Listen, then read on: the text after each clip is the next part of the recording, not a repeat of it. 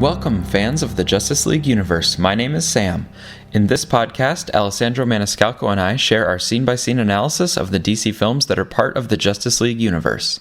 In this episode, we quickly run through our main observations from scenes 43, 44, and 45. These are the scenes immediately following the Capitol bombing, and they involve the three main characters' next steps. We see that Batman has taken action and stolen the Kryptonite from Lex Corp. We see Superman talking to Lois and grappling with what happened at the Capitol. And we see Lex accessing the scout ship. So let's start with scene 43 at the LexCorp Research Park. There's a nice scene transition as we go right from Bruce's determination to the results of his action as Batman. We also move from the Capitol destruction in scene 42 to the Lex Corp destruction and the wounded being loaded into ambulances at LexCorp. It's important to notice that Bruce was enraged by the carnage at the Capitol, but he doesn't seem to see or care about the carnage that he himself leaves in Batman's wake. We see Lex enter on his motorcycle. He follows the path of destruction, which contains bullet shells, which imply that Lex's security were trying to kill Batman, but Batman was able to evade serious harm. The fact that people were being carried out on stretchers, not in body bags, has the implication that even though these guards were shooting to kill, Batman wasn't out to kill them. This helps to give insight on Batman's rules of conduct, that he won't kill civilians, only hard criminals who, quote, deserve it. The extended cut gives a little bit more of a glimpse of Batman's operation here, and that footage has a nice homage to Batman the Animated Series, with Batman falling down and his cape kind of following around him. And it also links Batman to the other Justice League members, because they all appear in the movie on security footage or research footage, and in the extended cut we also get to see Batman on some security footage. Lex examines all the damage as he heads to the lab where the Kryptonite was being kept, only to discover it is missing.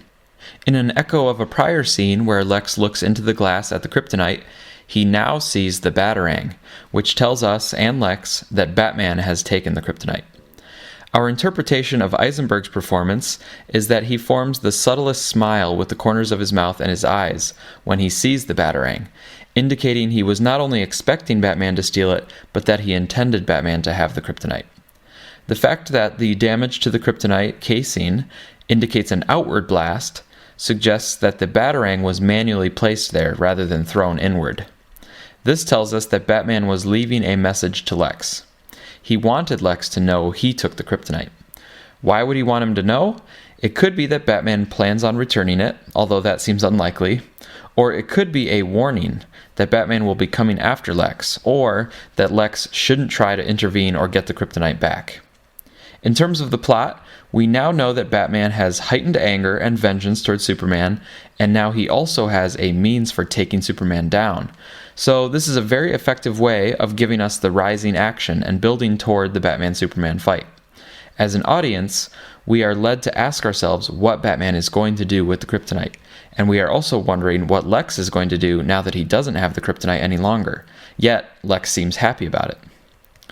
Moving on to scene 44, we see Lois trying to call Superman but not getting through, which explains why she is not always able to reach him at other points in the movie, when it would be convenient for Lois to give Superman an important message. There are some reports on the TV saying that Wallace Keefe was behind the Capitol bombing, and the reports do not connect it to Lex or Superman. But as we explained before, the goal of the Capitol bombing was not to kill Superman or pin the bombing on him.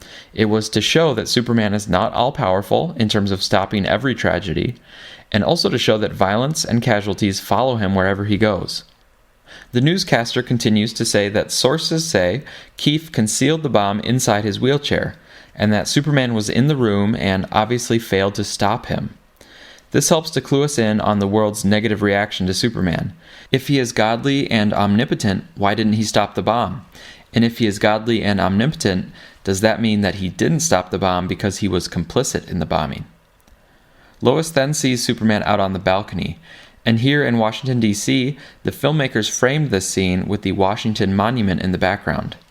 We have already mentioned before that aspects of this movie are representative of American power, connecting to the American Way portion of Superman's Truth, Justice, and the American Way.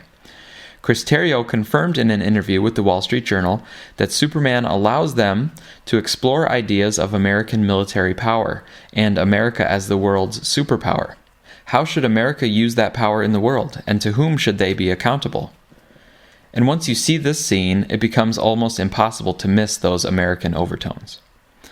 I also recently interacted with Bobby Havens on YouTube about how this movie can be seen, by some, as a critique of the capitalistic values of America. Bruce and Lex are both successful capitalists, and they see themselves as very virtuous and on the side of humanity, but really they are both somewhat mad and blind to the damage they themselves are causing.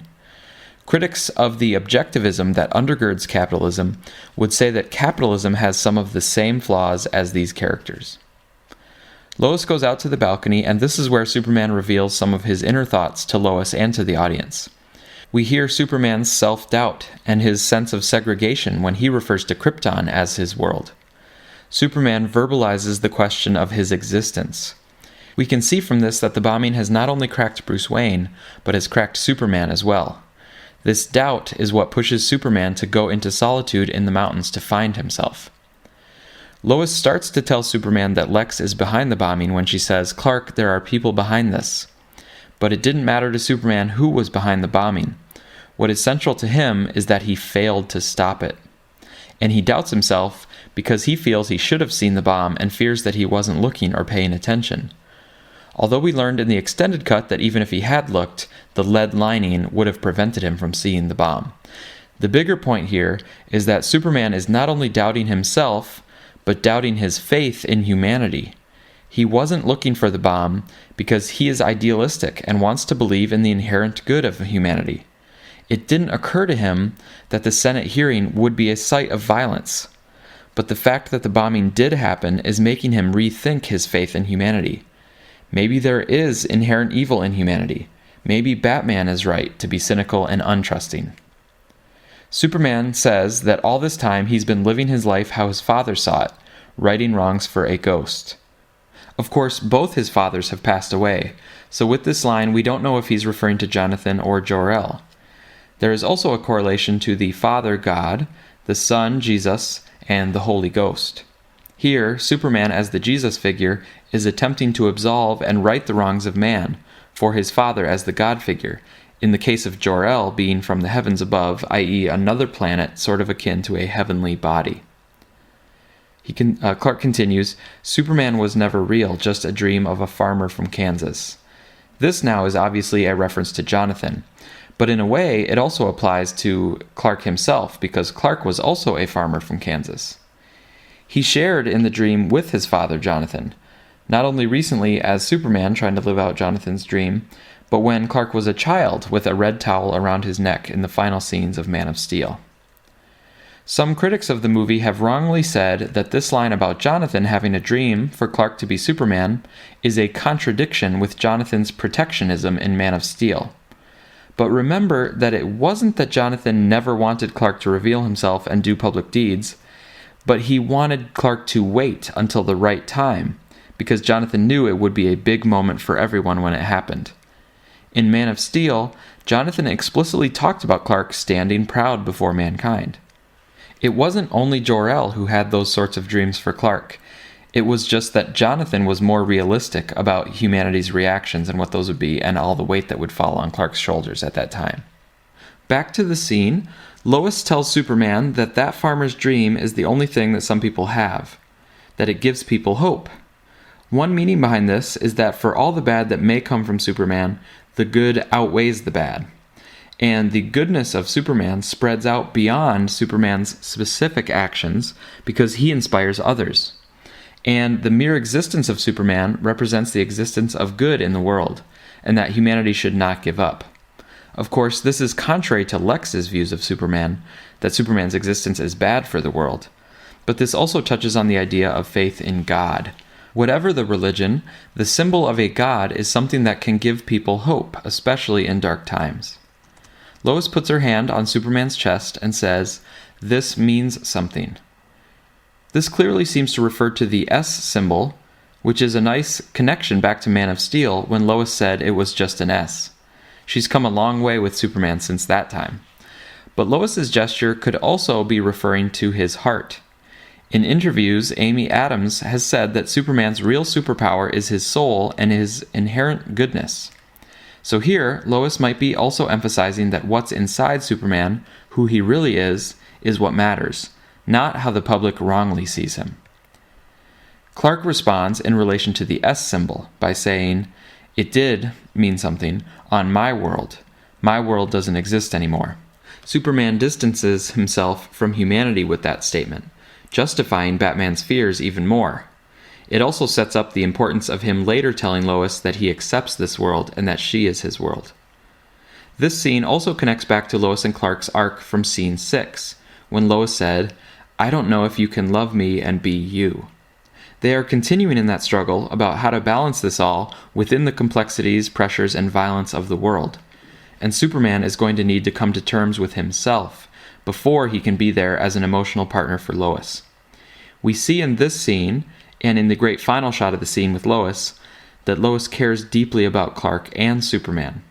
And for Superman, @Lex A. Luthor from Twitter phrased it very well when he said that Clark's love of Lois is precisely how he is able to finally be Superman. So loving her and being himself are not oppositional, they are the key. I guess you could say that she's the key.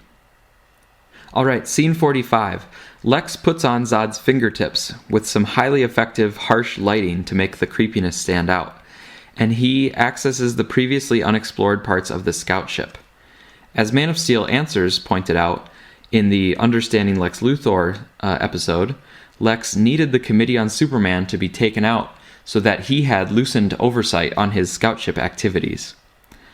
As a refresher on Man of Steel, this is the scout ship that was on Earth for tens of thousands of years, and it contains the Genesis Chamber. In Man of Steel, Zod took over the ship using a command key.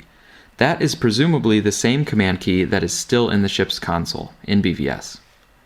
In Man of Steel, the ship attacked Clark and Lois because they were not identified as having control of the ship. However, Lex uses Zod's fingertips to identify himself as Zod in order to gain access. We see the security robot hover behind the door and withdraw from attacking. Using Zod's fingertips, Lex is posing as a Kryptonian. He is a deceiver to people on Earth and now a deceiver to Kryptonian technology.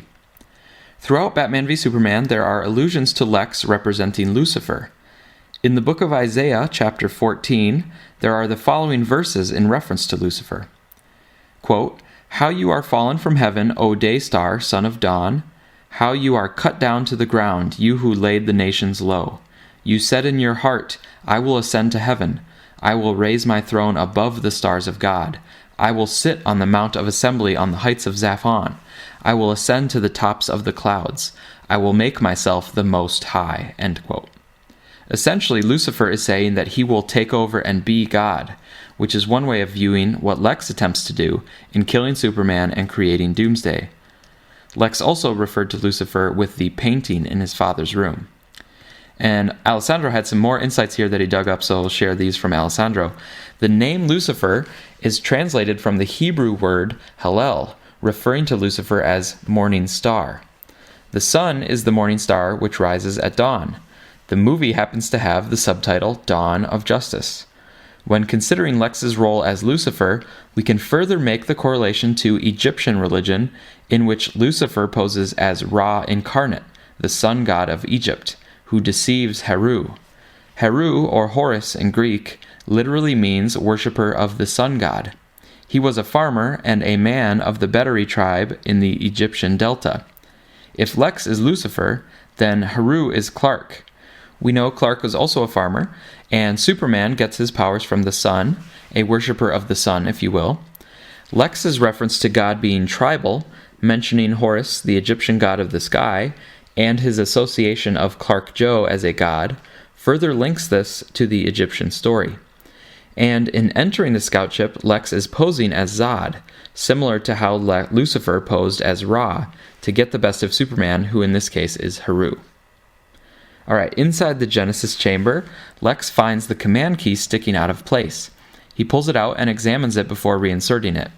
This essentially reboots the ship's operating system and allows him to take full command for himself, just as Clark and Zod both did in Man of Steel when they pressed the command key into the console.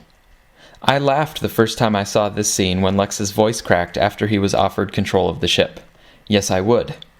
This was like a dream come true for Lex, and whereas before we saw Lex being like a kid playing with people like toys or pawns, now he is like a kid in a candy store.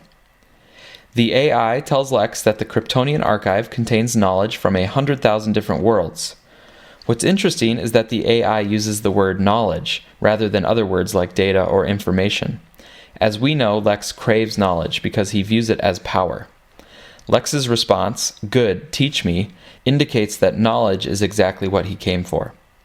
Given that the Senate has rejected the notion of killing Superman, Lex needs a new plan to kill him in case Batman fails to do so. So he turns to the knowledge contained within the scout ship in hopes of finding an alternate means of killing Superman. This is where the scene ends, and so we don't know exactly what Lex learns or asks from the scout ship knowledge banks. We can only infer later what he might have learned. Some pretty safe guesses are that he asked about ways of killing Superman and about other beings who are even more powerful than Superman, such as Darkseid from Apocalypse. Lex would be especially interested in powerful beings who happen to be evil, because this would support his worldview that power is never innocent. Okay, that's it for scenes 43, 44, and 45. We're going to try to keep this pace and release as many episodes as we can before Suicide Squad. One quick thing that we forgot to mention last episode for the Capitol bombing. We've mentioned before how BVS invites us to feel uncomfortable with violence, and to actually react negatively to violence, as we should, rather than glorifying it as movies often do. This relationship with violence comes into play many times, but a big one was the Capitol bombing. We are supposed to be frustrated that the bomb went off before Superman could speak. We are supposed to feel bad that Mercy Graves and Senator Finch and Wallace Keefe are killed and their character arcs are not allowed to continue. We are supposed to not only be surprised by the bombing in a physical sense, but we are also supposed to be angry at the violence for getting in the way of story and character development, because this is what violence does in the real world, and it is right that we should be deeply opposed to the violence. Anyway, thanks for listening. We really appreciate the support and all the great listeners we have. Our next episode should be coming very soon, and it involves Bruce's fight preparation, Lex preparing Doomsday, and a quick stop into the Daily Planet. Check out the Suicide Squad cast and Man of Steel answers, and feel free to leave your thoughts in the comments.